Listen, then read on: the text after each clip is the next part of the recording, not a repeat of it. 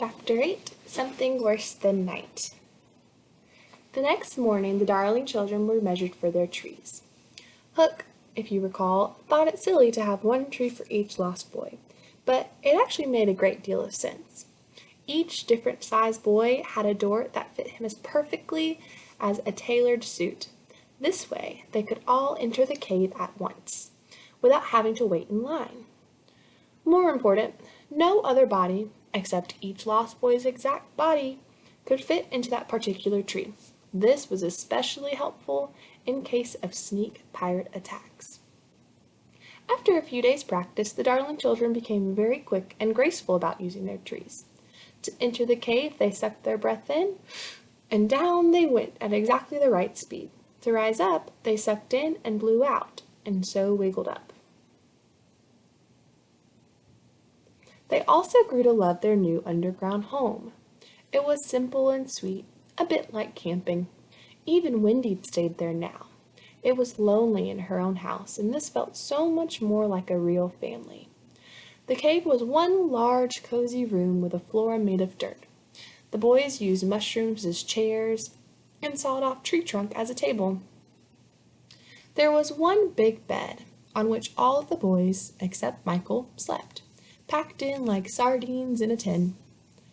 Because space was so tight, there was a strict rule against turning around until one boy gave the signal, and then everyone had to turn at once. Michael could have slept in the bed too. There was always room in Neverland for one more, but he was the littlest, and Wendy liked to pretend that he was her baby, so she hung him in a basket next to her bed. Her pet wolf, who followed her everywhere, slept on the floor, guarding them both. Tink also lived in the cave, in a tiny space carved into the wall, no larger than a bird cage. Over the entrance to her room hung a curtain so she could pull shut when she wanted privacy. Small as it was, Tink's room was the fanciest part of the whole cave, filled with the finest fabric, soft piney bedspreads, and delicately carved antique furniture. "Your house may be bigger," Tinker Bell informed Wendy, "but mine is better." Still, Wendy had bigger concerns than whether Tink's house was better. The boys kept her so busy cooking and cleaning and sewing that weeks would sometimes go by before she left the cave and saw daylight. "It makes one long for an old single life," she thought wistfully, as a real grown-up might. As for her parents, she missed them and worried about them, but there was something about Neverland that made time and those worries blur. Somehow, she was confident that the bedroom window and her parents' arms would always remain open for her to fly back into. What did disturb Wendy, however, was the fact that John was starting to forget their parents, and Michael had already forgotten them entirely. He actually thought she was his real mother. To fix this, Wendy set up a little school, with their old life as the subject instead of spelling or math. The other boys wanted to go to school too, so she let them sit in. Of course, they always failed the quizzes, especially the ones with hard questions like, "What color are Mother's eyes?" or "How did we spend last Christmas?" and "Describe Father's laugh."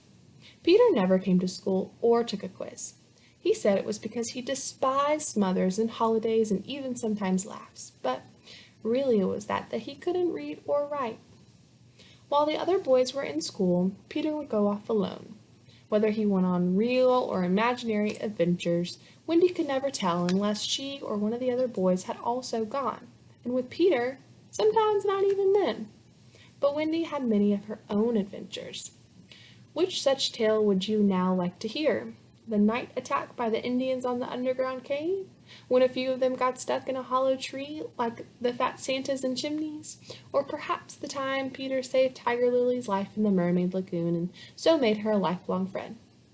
Maybe I should tell you instead about the cake the pirates baked and kept leaving around to make the boys sick, but which Wendy kept finding and snatching from the hands of her children until it got stale and they didn't want it anymore.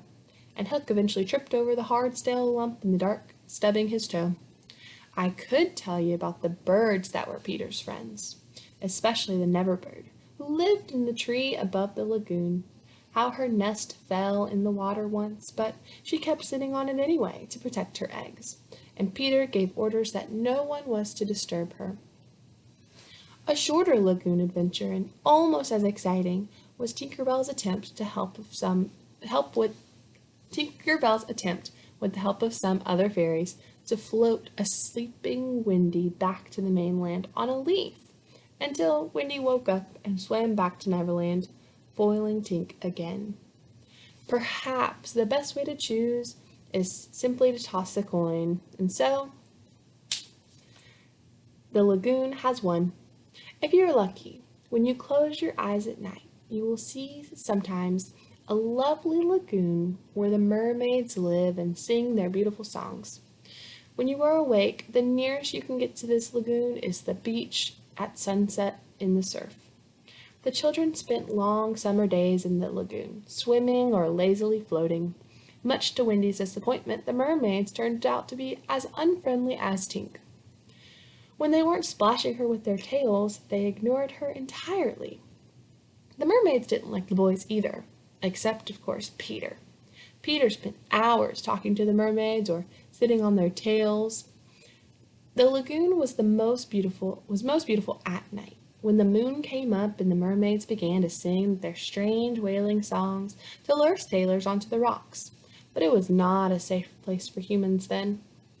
Wendy knew this and made sure that she always gathered her children and left before dark.